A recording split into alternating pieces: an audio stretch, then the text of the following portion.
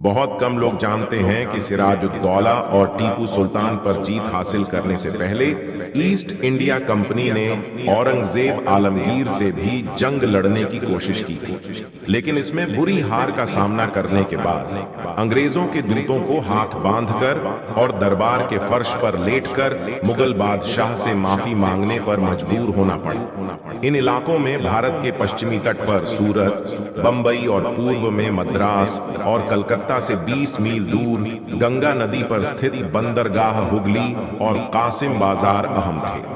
अंग्रेज भारत से रेशम, गुड़ का शीरा, कपड़ा और खनिज ले जाते थे। खास तौर पर ढाका के मलमल की ब्रिटेन में बड़ी मांग थी। अंग्रेजों के व्यापार पर टैक्स नहीं लगाया जाता था, बल्कि उनके कुल सामान की कीमत का 3.5% वसूल कर लिया जाता था। उस जमाने में सिर्फ अंग्रेज नहीं, बल्कि पुर्तगाली और डच व्यापारियों के अलावा कई स्वतंत्र व्यापारी भी इस इलाके में सक्रिय थे। उन्होंने मुगल अधिकारियों से मिलकर अपने लिए वही व्यापार अधिकार हासिल कर लिए जो अंग्रेजों के पास थे। जब यह खबर लंदन में कंपनी के अध्यक्ष कार्यालय में पहुंची, तो ईस्ट इंडिया कंपनी के प्रमुख जोजाया चाइल्ड के क्रोध की सीमा न रही। उन्हें यह स्वीकार्य नहीं था कि उनके मुनाफे में कोई और भी हिस्सेदार बने। इस मौके पर जोजाया चाइल्ड ने जो फैसला किया वह अजीबो गरीब ही नहीं, बल्कि पागलपन की हदों को छूता हुआ दिखाई देता है। उन्होंने भारत में मौजूद कंपनी के अधिकारी से कहा कि वह अरब सागर और बंगाल की खाड़ी में मुगल जहाजों का रास्ता काट दे और जो जहाज उनके हत्थे चढ़े उसे लूट ले। यही नहीं, 1686 में चाइल्ड ने ब्रिटेन से सिपाहियों की 2 पलटनें भी भारत भिजवा दी और उन्हें निर्देश दिए कि भारत में मौजूद अंग्रेज फौजियों के साथ मिलकर चटगांव पर कब्जा कर लें। उस जमाने में भारत पर औरंगजेब आलमगीर की सत्ता थी और दुनिया की कुल जीडीपी का 1/4 हिस्सा यहीं पैदा होता था। आर्थिक तौर पर उसे तकरीबन वही स्तर हासिल था जो आज अमेरिका को है। औरंगजेब के काल में सल्तनत की सीमाएं काबुल से ढाका तक और कश्मीर से पौंडीचेरी तक 40 लाख वर्ग किलोमीटर के रकबे में फैली हुई थी। यही नहीं, औरंगजेब की फौजें दक्कन के सुल्तानों, अफगानों और मराठाओं से लड़ लड़कर इस कदर अनुभवी हो चुकी थीं कि वह उस वक्त दुनिया की किसी भी फौज से टकरा सकती थी। जब लंदन से मुगलों के खिलाफ जंग की घोषणा हुई, तो बंबई में तैनात कंपनी के सिपाहियों ने मुगलों के चंद जहाज लूट लिए। इसके जवाब में मुगलों के एक गवर्नर अल बहर सीदी याकूत ने एक ताकतवर समुद्री जहाज से बंबई तट की घेराबंदी कर ली। उस मौके पर अलेक्जेंडर हैमिल्टन नाम के एक अंग्रेज बंबई में मौजूद थे, जिन्होंने बाद में अपनी एक किताब में इसका आंखों देखा हाल लिखा। वह लिखते हैं, सीदी 20,000 सिपाही लेकर पहुंच गया और आते ही आधी रात को एक बड़ी तोप से गोले दागकर सलामी दी। अंग्रेजों ने भागकर किले में पनाह ली। हैमिल्टन के मुताबिक सीदी याकूत ने कागिले से बाहर कंपनी के इलाकों को अपने कंट्रोल में लेकर मुगलिया झंडे फहरा दिए और जो सिपाही मुकाबले के लिए गए उन्हें काट डाला।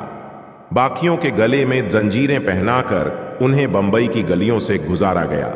14 महीने तक घेराबंदी धीरे धीरे न सिर्फ समुद्र पार से अंग्रेज व्यापारी, सिपाही, पादरी, वास्तुकार और दूसरे हुनरमंद यहां आकर आबाद होने लगे, बल्कि बहुत से भारतीय यहां रहने लगे और शहर की आबादी तेजी से फैलने लगी। यही आबादी भागकर किले में पनाह लिए हुए थी और किला सीदी याकूत की घेराबंदी में था। जल्द ही खाने पीने का सामान खत्म होने लगा। दूसरी तरफ बीमारियों ने हल्ला बोल दिया और किले में मौजूद अंग्रेज बंबई के मौसम का शिकार होकर एक के बाद एक मरने लगे। ऐसे में कंपनी के कुछ कर्मचारी चुपके से भाग निकलते और सीधे जाकर सीदी याकूत से जा मिलते थे। हैमिल्टन के मुताबिक उनमें से कई धर्म बदलकर मुसलमान हो गए। ऐसी ही स्थिति देश के पूर्व में भी हुई, जहां बंगाल के सूबेदार शाइस्ता खान के दस्तों ने हुगली में ईस्ट इंडिया कंपनी के किले को घेर लिया और आवाजाही के सभी रास्ते बंद कर दिए। बंगाल की घेराबंदी तो जल्द खत्म हो गई और दोनों पक्षों ने सुलह कर ली, लेकिन बंबई में यह सिलसिला 15 महीनों तक चलता रहा। आखिरकार अंग्रेजों की हिम्मत जवाब दे गई और उन्होंने अपने 2 दूत औरंगजेब के दरबार में भिजवा दिए ताकि वह हार की शर्तें तय कर सकें। दूतों के नाम जॉर्ज वेल्डन और अब्राहम नोआर थे। ये कई महीनों की कोशिशों के बाद आखिर सितंबर 1690 को आखिरी ताकतवर मुगल बादशाह औरंगजेब आलमगीर के दरबार तक पहुंचने में कामयाब हो गए।